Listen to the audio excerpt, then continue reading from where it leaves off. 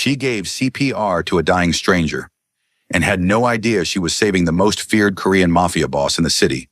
Naomi Brooks had no idea that the man dying in her arms was one of the most feared names in the Korean underworld. All she saw was a stranger collapsing on the pavement outside the diner.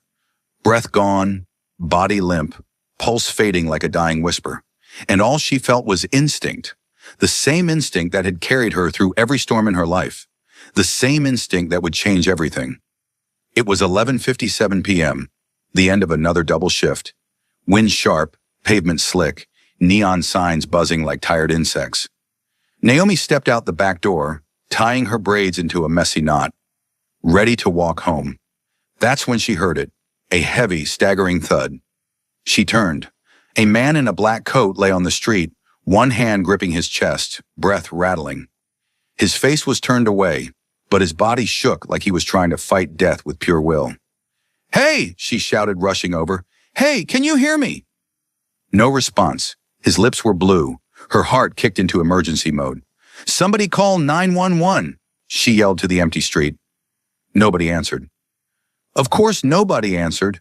This neighborhood always disappeared when trouble touched the sidewalk. Naomi pressed her ear to his chest. Nothing. Just thunder in the distance, and a heartbeat that had forgotten its job. Fear tried to climb up her throat. She swallowed it and started CPR. Her palms met his chest, pressing hard, fast, steady. 1, 2, 3. "Don't you die on me," she muttered. "Not tonight. Not like this." Her voice echoed through the alley. She didn't know who he was. She didn't care. She refused to let him die. After what felt like a lifetime, his body jolted, violently, like something inside refused to give up. He gasped, grabbing her wrist with surprising strength. His eyes snapped open, sharp, black, terrifying. For one heartbeat, Naomi froze. Not because he looked dangerous, because he looked hurt. "Breathe," she whispered, placing her hand gently on his shoulder. "Slow. You're okay. You're alive." He blinked rapidly, disoriented, breath shallow. "What? What did you do?" he asked, voice low, accented, cracked. "I revived you," she said, still breathless. "You collapsed." He stared at her like she was a hallucination, a black waitress in a faded diner uniform, her hand steady on his chest, her eyes warm, her voice soft but unshakable. Nobody had ever spoken to him like that. Nobody touched him without fear, and something about her presence felt unnatural, unfamiliar, unreasonably safe. Before she could ask more, a black SUV screeched to a stop on the other side of the street. 3 men in suits stepped out, panic flashing across their faces. "Boss! Boss!" Naomi blinked. "Boss of what?" 2 men rushed to the stranger's side, bowing slightly before helping him sit upright. "Sir, we lost sight of you for 2 minutes. Are you hurt? Who did this? Did someone attack?" "Nobody attacked him," Naomi snapped. "The man had a cardiac event." All 3 men froze at her tone. She wasn't yelling. She wasn't scared. She was correcting. The stranger looked at her again, slowly, carefully, almost reverently. "She saved me," he said quietly. The men turned to her like she'd just returned a stolen crown. Naomi stepped back. "Whoa, I'm not a doctor. I just did CPR. And you need a hospital, not whatever." "Boss's situation this is." One of the men opened his mouth to retaliate, but the stranger lifted a hand. "Enough," he commanded, voice steady again. "She's right." His authority was so heavy the street itself seemed to fall in line. But when he looked at Naomi, it softened. "What's your name?" he asked. "Naomi." He repeated it like it was a foreign language. "Naomi," he murmured, "I owe you my life." She tried to brush it off. "You owe me nothing. Just don't die again." A ghost of a smile touched his lips, a mafia boss smiling. At her. This night was already insane. They helped him stand, but Naomi could see the tremble in his hands. "Did you have a heart attack?" she asked. He shook his head slowly. "Stress," he admitted. "A day of too many decisions." She raised an eyebrow. "And skipping meals, I bet." He blinked. "How did you—" "You look like someone who works until he passes out," she said. "It's written all over your face." His men exchanged glances. As if she was reading scripture nobody else dared to read. He looked down. I haven't eaten, he said softly. She exhaled sharply. Sit. Down. The three bodyguards stiffened, but the stranger obeyed her instantly, lowering himself onto the sidewalk like she was the only authority that mattered. The men stared in disbelief. Naomi sighed and dug into her bag, pulling out the one thing she always carried home after a long shift, a simple sandwich wrapped in foil. She handed it to him. Eat. He hesitated like no one had ever given him something without a hidden motive. He peeled the foil back. Why? Why are you helping me? Because you were dying 5 minutes ago, she said, and because you look like someone who doesn't hear kindness very often. His throat tightened. He didn't answer. His men finally stepped closer. Sir, we need to return. We have unfinished business with the Cho faction. Cancel it, he said. The men froze. Sir, are you sure? He looked at Naomi again, her tired eyes, her shaking hands, her kindness, her courage. I said cancel it, he repeated. The men bowed immediately. Naomi frowned. What faction? The stranger answered before they could. Nothing you need to worry about. Yeah, that sounds like exactly something I should worry about. He actually laughed, a small, surprised laugh, like he was relearning the sound. You saved my life, he said quietly. You shouldn't have to save it again tonight. She crossed her arms. You need a hospital. He stood. I'll be fine. You don't look fine. He took a step closer, lowering his voice. Do you trust me? No, she admitted. I barely know you. His lips curved faintly. Good. You shouldn't. He touched his chest lightly. But I trust you. The words hit her harder than they should have. Why?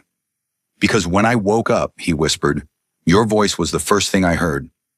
Her breath caught. He turned to his men. Take her home safely. What? No, I can walk, she protested. You saved me, he said simply. Let me return one small favor. And what about you? He held her gaze. I'll see you again. He didn't say how. He didn't say when. He didn't even ask her address. But somehow, she believed him. Naomi watched as they guided him inside the SUV, doors shutting with cold precision. The engine roared. The window rolled down, just enough for her to see his eyes. Dark, calm, changed. Naomi, he said softly. Thank you. Then the car disappeared into the night, leaving her standing on the sidewalk with a racing heart and one terrifying question. Who the hell had she just saved? The men in the SUV waited for him to explode. That's what usually came after a near-death experience in Seo Junho's world. Rage, orders, punishments, blood. Tonight, there was only silence.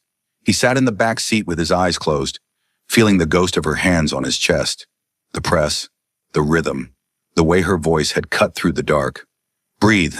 You're okay. You're alive. He'd heard screams, threats, pleas. No one had ever spoken to him like that. Not like a boss, not like a threat, just like a man. Boss, Minho, his right hand, said quietly from the front, we should take you to the hospital. With your family history? I said home, Junho replied. Yes, but Minho. The way he said his name made the rest of the sentence die on his tongue. The car fell back into obedience. He opened his eyes and watched the city lights smear past. One wrong decision, one skipped meal, one unchecked stress spike, and he'd almost left his empire without a king. And the only reason he still breathed was a waitress in a $10 apron. Find everything about her, he said quietly. Minho glanced at him in the rearview mirror. Sir? The woman from the diner, Naomi, he said. Full name, family, where she lives, where she works, who bothers her. Every detail. Yes, boss. He leaned his head back again. He'd built his name on the rule. Never owe anyone. Tonight he had a debt he couldn't quantify, and he'd be damned if the universe thought it could take her away from him before he repaid it. Naomi's legs didn't stop shaking until she reached her apartment. Even then, the image stayed burned behind her eyelids. A man's chest not moving, her hands pressing down, his eyes opening like he'd just been dragged back from somewhere far. Who collapses in front of a diner at midnight with a squad of men calling him boss? Who commands fear from everyone except her? She dropped onto her couch, uniform still on, name tag crooked. Her phone buzzed. A text from Darius. You good? I heard sirens down the block. She typed back, fine, just save some idiot's life. 3 dots. Then, damn, that's my sister. She tossed the phone aside and stared at the ceiling. His face wouldn't leave her alone. The scar near his brow, the tiredness in his eyes, the way he looked at the sandwich like it was the first time anyone had handed him something without expecting him to pay in blood. He'd said he'd see her again. Men like that said a lot of things. But something in his eyes had felt like a promise. She hated that a part of her. Wanted him to keep it. He watched her the next day. Not in person, on a screen. In the dim light of his office, Seo Jun-ho stood in front of a wall of monitors, one of them showing grainy street camera footage from outside the diner. There, Minho said, pointing. That's her. She stepped out of the back door, hair tied up, apron strings swinging, saying something to the cook over her shoulder. The kind of ordinary moment his world didn't have. She wiped down an outdoor table, picked up a stray cup, laughed at something a coworker said, flicked a piece of ice at a busboy. Then the footage cut to last night, her kneeling over him, hands steady, face set. He watched every second, every compress, every word her lips formed. Minho shifted uncomfortably. Sir, do you want me to pull this off the server after? He asked. For privacy? Jun-ho didn't look away from the screen. No. It wasn't surveillance anymore. It was the record of the moment his timeline forked. He dragged his gaze away with effort. Her file, he said. Minho handed him a folder. Name's Naomi Patrice Brooks, 26, lives with her younger brother. Mom's a nurse doing night shifts uptown. Father's gone. No debts that matter. Brother had some trouble last year with local dealers, but it looks like... He flipped a page, frowned. Someone scared them off. No one touched them again. Jun-ho knew why. He just hadn't known her name then. She works doubles almost every week, Minho continued. Tips, minimum wage. No record, no protected connections. Nobody important on paper. Nobody important. The words splintered something in him. From now on, he said, voice low. She is. Minho swallowed. Understood. I want a car trailing her home every night. Quiet. She doesn't see it. It doesn't exist. Anyone harasses her? They disappear. Her name doesn't get spoken in rooms I sit in. Clear? Yes, boss. He closed the file. Naomi Brooks, the woman who literally restarted his heart. He wondered if she knew she'd restarted something else. Naomi noticed the car on the third night. It was always there when she closed up, parked across the street or a few spots down. Tinted windows, engine low. Too clean for this neighborhood. The first time she thought coincidence. The second time she thought anxiety. The third time she walked straight up to it. Her coworker Lila hissed behind her, Naomi, what are you doing? Ending whatever weird security drama this is, she muttered back. She tapped the window. Nothing. She tapped again, harder. I know you're in there. This is not Fast and Furious. Roll it down. The window slid down smoothly. Minho stared at her over the edge, expression neutral. Yes. You again, she said, recognizing him from that night, even if she'd only seen him in adrenaline-blurred flashes. You're with him, right? No point pretending. He nodded once. I am. Okay, she said, breath fogging in the cool air. So tell your boss I appreciate the whole mysterious escort thing, but I don't need it. It's not negotiable. Her eyebrows shot up. Excuse me? My orders are to make sure you get home safe, Minho said calmly. I intend to follow them. Your orders, she repeated slowly. What am I? Take out. A muscle twitched in his cheek. He wasn't used to being spoken to like this. Miss Brooks. Naomi. Naomi, he corrected stiffly. Boss is grateful, that's all. She huffed. Tell your boss he can be grateful by not sending strange black cars to stalk me home. This is how Netflix documentaries start. She turned away. Naomi, Minho said. She glanced back. He would be displeased if anything happened to you, he said carefully. Don't make me fail at his first order since that night. Something in his voice was almost human. She sighed. I walk, she said. You follow behind. No pulling up next to me like I'm some VIP politician. And if anyone asks, you're my cousin from out of town, got it? Minho blinked once. Yes. Good, she said. Let's go, cousin. She started walking. The car rolled slowly behind, engine a low purr. She shook her head to herself. What kind of man collapses on the street and ends up assigning surveillance like it's nothing? She muttered. Deep in the front seat, Minho almost smiled. The only kind he knows how to be, he thought. He didn't go to the diner for 3 days. Not because he didn't want to, because wanting was the problem. He'd survived in this business by cutting out desire. Desire was weakness. Desire clouded judgment.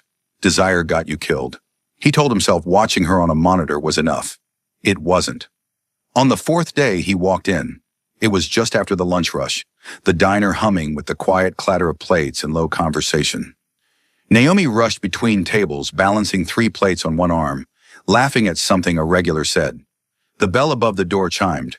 She didn't look up at first. Take any open booth. I'll be right with you, she called over her shoulder. He stepped inside. The room changed. Conversations dipped. The old man at the corner table went quiet. The fry cook in the open kitchen stiffened. 2 teenagers near the window whispered, eyes widening. Fear traveled ahead of his reputation. He ignored it.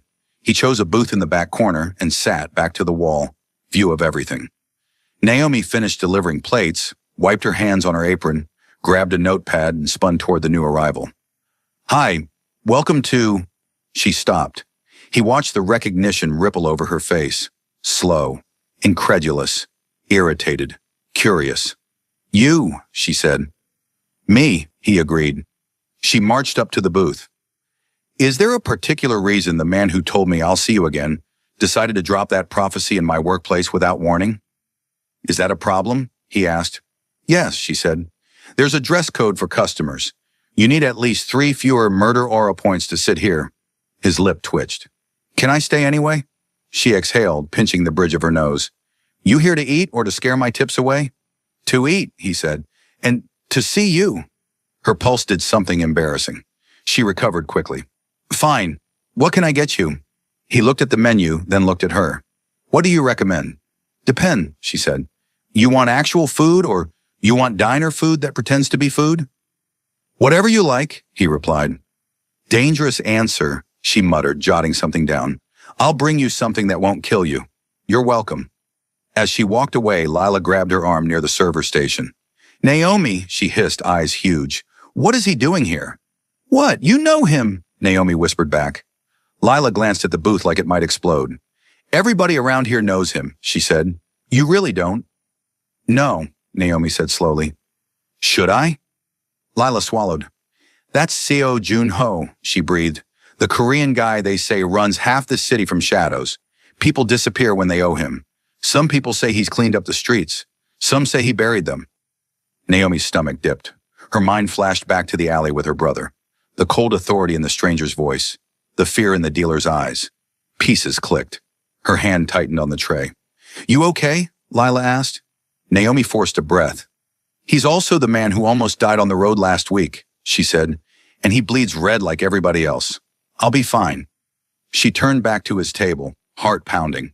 She set the plate down in front of him. Chicken, rice, veggies, she said. Low salt, high flavor. My don't let the stressed out stranger die again special. He looked at the food, then at her. You heard who I am, he said quietly. She held his gaze. Yeah. Do you still want to stand here? He asked. Or will you run? He didn't say it like a test. He said it like a man ready to accept the answer either way. Naomi shrugged. I already saw you at your worst, she said. Face blue, no heartbeat, zero composure. The scary Mafia edit doesn't hit as hard anymore. He stared at her. Then he did something that shook the entire diner. He laughed. Not a small chuckle. A real laugh. Deep, surprised, tearing something open in his chest. The cook peeked out from the kitchen. The teens by the window stopped mid-fry. Lila dropped a spoon. Nobody had ever heard that sound out of him before. Naomi smiled despite herself. You should do that more, she said. What?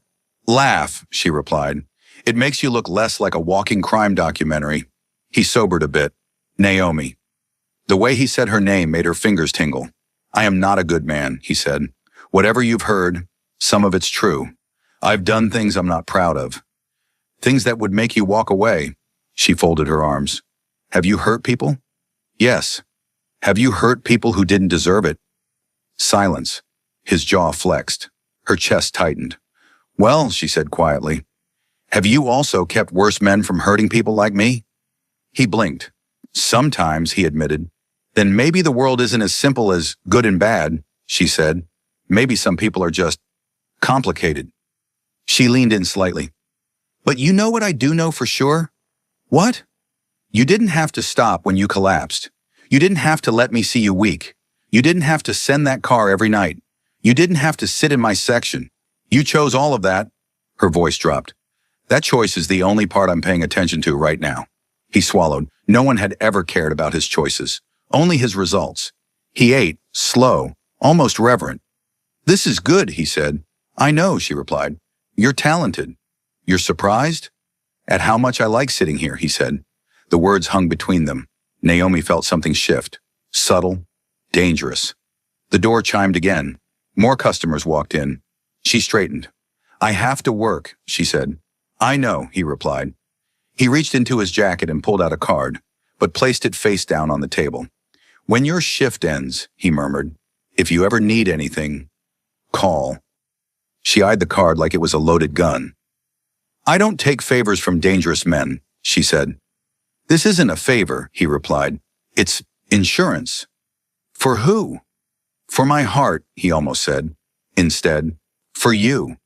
She shook her head. I'm not a problem you need to fix, Junho. He looked at her like she didn't understand something crucial. You already fixed something in me, he whispered. The night you refused to let me die. Her breath caught. I didn't fix you, she said. I just reminded your heart what it was supposed to do. He held her gaze. It's still learning, he said. And in that moment, Naomi understood one terrifying truth. She hadn't just saved a stranger on the sidewalk. She'd woken up a man who'd long ago decided he didn't need saving, and now the most dangerous heart in the city had started beating for her.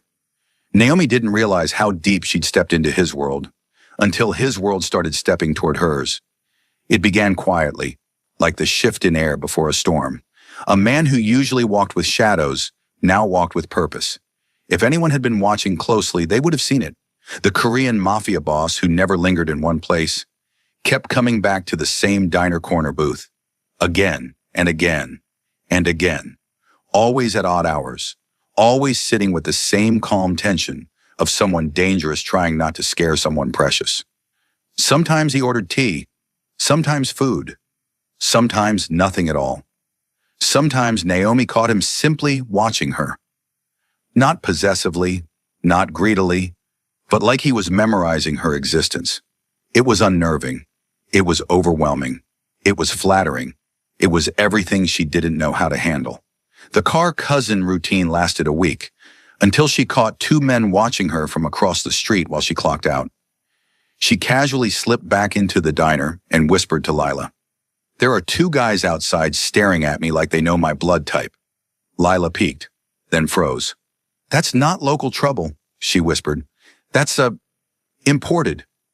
Naomi felt a chill crawl up her spine. She texted Minho. No response. She stepped outside anyway. Naomi was fearless in ways she didn't understand. The two men didn't approach. They just stood there, silent, waiting, evaluating. She took a single step forward. A black car screeched to the curb so violently the tires screamed. The back door swung open. Seo Jun-ho stepped out. Not cold, not calm, furious. The street itself seemed to recoil from the change in temperature. He walked straight toward the two men, each step like a blade cutting through the pavement. "What are you doing here?" he asked, voice low and rough. One man bowed nervously. "We heard rumors, boss. Someone new is following your steps." You were watching her," he cut in. The men stiffened. "We were protecting you." "No," he said, jaw clenching so hard a vein pulsed in his temple. "When you watch her, you put a target on her back. Anyone tailing me will assume she matters." Naomi felt the breath knock out of her chest. Not matters casually, matters dangerously. She stepped forward. "Jun-ho." He turned to her. His eyes softened instantly, melting from steel to something vulnerable. "You should have called me," he said quietly. "I'm not used to calling Mafia bosses for escort duty," she muttered. A ghost of a smile flickered. "Naomi," he said softly, "you saved my life. That means the rules are different for you." The two men bowed again, profusely apologizing. He dismissed them with a sharp flick of his hand. Then he looked at her. "Let me walk you home." It wasn't a question. But it wasn't an order either. It was a plea wrapped in pride. She sighed. Fine. They walked side by side under dim streetlights, the distance between them slowly shrinking with each step. How did you know they were watching me? She asked. I know everything that happens within 6 blocks of you. She stumbled. You? What? You don't have to be afraid, he said. Not while I'm alive. Her heart slammed against her ribs. That's not the comforting sentence you think it is, she whispered. He looked genuinely confused. How is that not comforting? You say it like people try to kill you every Tuesday. They have, he said simply. She stared. You're serious? Yes. Why? He met her eyes. Because I made myself powerful enough to protect others. But power comes with enemies. She exhaled slowly. So getting close to you is dangerous. Yes, he said. Then, but for me, getting close to you is even more dangerous. Her breath caught. What does that mean? He didn't answer, and somehow that meant everything. When they reached her door, Naomi leaned against the frame. You don't have to stay, she said. He looked down at her. I do. You don't. I do, he repeated, softer this time. Why? She whispered. He hesitated. Because when I died, your voice brought me back. Because I haven't felt this calm in years. Because I'm terrified someone else will get your smile before I do.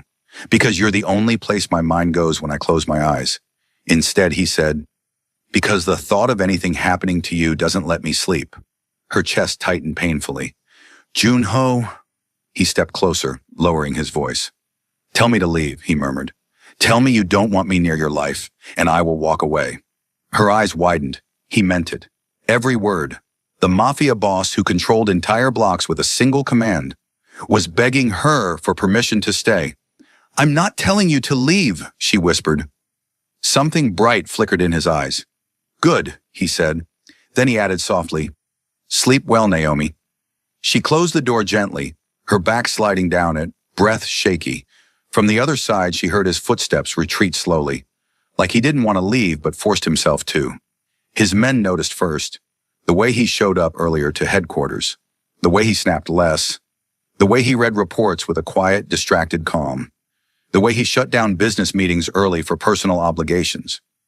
Minho, who had seen him through blood and battle, whispered to another lieutenant, He's different. Different how? He looks alive. But not everyone like that. There were old men in high places who believed the boss should be cold, ruthless, predictable. A man who loves is a man with a weakness. Rumors spread, whispers grew. Eyes followed him. But Seo Junho didn't care. He stopped checking cameras when Naomi worked late. He started checking her. Stopped eating alone. Started showing up at the diner for whatever she recommended that day. Stopped letting fear dictate his life. Started letting her presence steady him. He even asked her what music she liked. Nobody had ever heard the boss ask anyone about music. Naomi didn't know the full impact of her CPR, but his world did. She hadn't just saved him from death.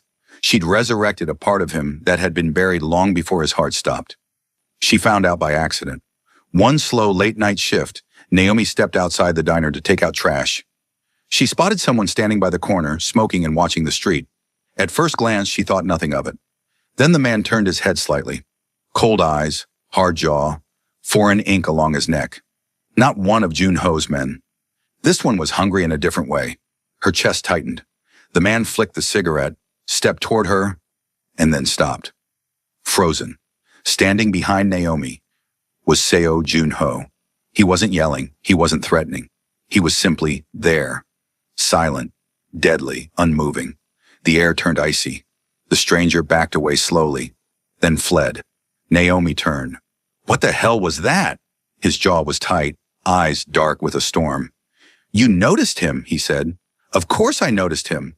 You were supposed to go inside. I was supposed to what? Ignore a man creeping at me? He stepped closer. Naomi, he wasn't creeping, he said quietly. He was tracking me, and he saw you. That makes you leverage. Her mouth went dry.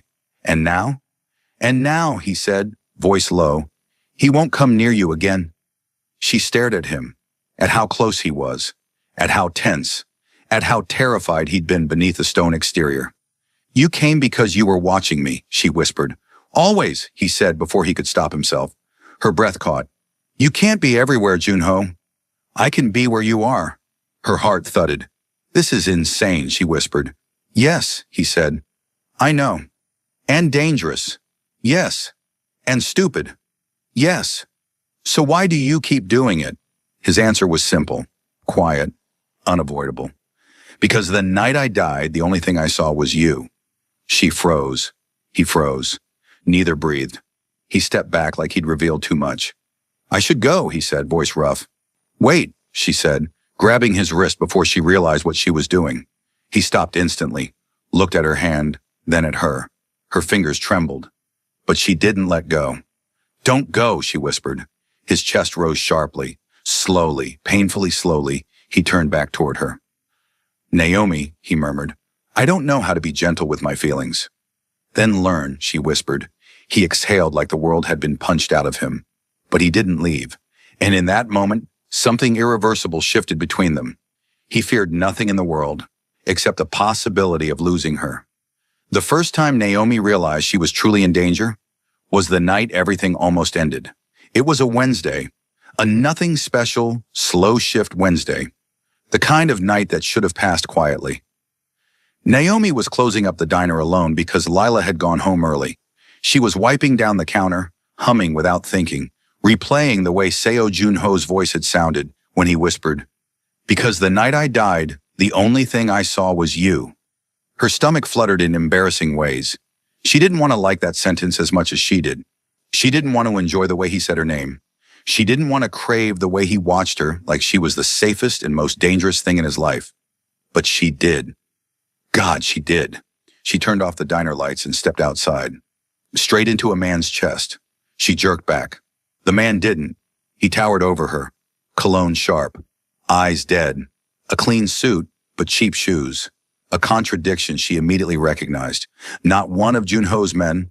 Not a civilian. Something in between. Something worse. Naomi Brooks? He asked casually. Her stomach dropped. Who's asking? He smiled without warmth. Someone who needs you to come with us. Us. A second man stepped out from behind a car. A third appeared from the alley. 3 against 1. Naomi stepped back slowly. My boyfriend is inside, she lied. He'll be out any second. The first man snorted. You don't have a boyfriend, she swallowed. Okay. They'd been watching her. Before she could react, he grabbed her wrist. His grip was cold. Final. She tried to yank away. He tightened. You're coming. Let me go. No. Panic flared in her chest. Help! She screamed. The night swallowed her voice. He dragged her toward the car. She kicked, twisted, fought, hit him with everything she had. But he was stronger. They shoved her into the back seat. The door slammed shut. Her heart hammered. Wow, what do you want? She breathed. You saved the wrong man, the second guy said. And then she understood. They weren't after her. They were after him, and she was the easiest weapon to use. The car started. The men didn't make it 5 feet. A black sedan slammed into the side of their vehicle so hard the metal screamed. Naomi was thrown sideways, but the door was kicked open before her mind could catch up. He stood there, Seo Junho, breathing hard, face carved from ice, eyes full of a rage so cold the night recoiled from it. He pulled her out of the car with one arm, shielding her with his whole body like she was something rare and fragile. Are you hurt? He asked, voice low. She shook her head, breath trembling. No, I'm okay. I'm okay. He touched her cheek gently, like he needed to confirm she was real. 2 seconds later, the gentleness vanished. He turned toward the men, and Naomi saw something she'd only imagined. The full fury of a man who had ruled a city's shadows for a decade. You touched her, he said. Nobody moved. You touched her, he repeated slowly, and thought you'd leave this place alive. The men tried to run. Tried. His men, dozens she didn't even know were near, swarmed in from the dark. Quick, clean, efficient. And through it all, he kept one hand on Naomi's waist. One touch. One anchor. Like letting go would break something in him. The street fell quiet. Bodies on the ground. Engines humming. His breath shaking with adrenaline. And Naomi, still in shock, looked up at him. You came, she whispered. He turned toward her. His voice was raw. I will always come. Her eyes stung. She didn't know why. Maybe adrenaline. Maybe fear. Maybe the way his hands trembled as he cupped her face again. You scared me, he whispered. Naomi, I thought I'd be too late. And suddenly the truth spilled out before she could stop it. I thought I'd never see you again. His breath hitched. Something cracked open in him. Without meaning to, without thinking, without planning, she sank into him. Her fingers curled into his coat. His arms wrapped around her like they'd been waiting 10 years to do it. Her cheek pressed against his chest, feeling the frantic rhythm beneath. You're shaking, she murmured. So are you, he whispered. They held each other for a long time. Longer than the danger lasted, longer than the silence. When he finally pulled back, his eyes were burning. Naomi, he said, I can't do this halfway. I can't stand across a room and pretend you're not the only thing I look for.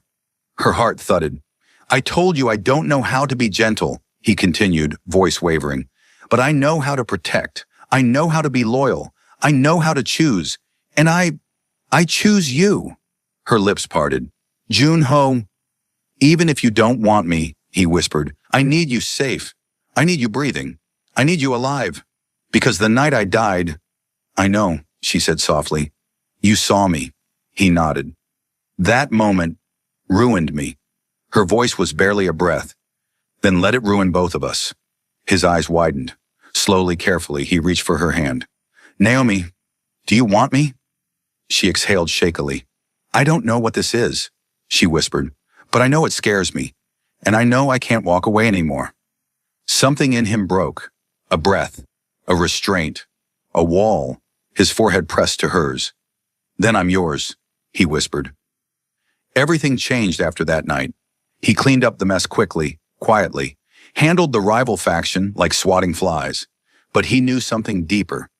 As long as I stay in this world, he told Minho, Naomi will always be a target. So what are you going to do? Minho asked. Junho looked out the window, at the diner across the street, at the soft glow inside, at the woman he would burn down cities for. I'm leaving. Minho's eyes widened. Boss, I'm done, he said. I built this empire. I can dismantle it. People will come after the throne. Let them. I won't be here. But who will you be? Junho turned, eyes steady. A man who stays alive long enough to love her. He told Naomi the plan under a dim streetlight. We leave tomorrow, he said softly. I have everything prepared. New papers, new names, a new life. She stared. Tomorrow? Tonight, if you want. Her heart hammered. You're leaving everything behind for me? No, he said, brushing her cheek. I'm leaving everything behind because of what I became. You're the only part I want to keep. She stepped closer. What happens next? She whispered. He smiled faintly. Whatever you want. The wind wrapped around them. The night hummed.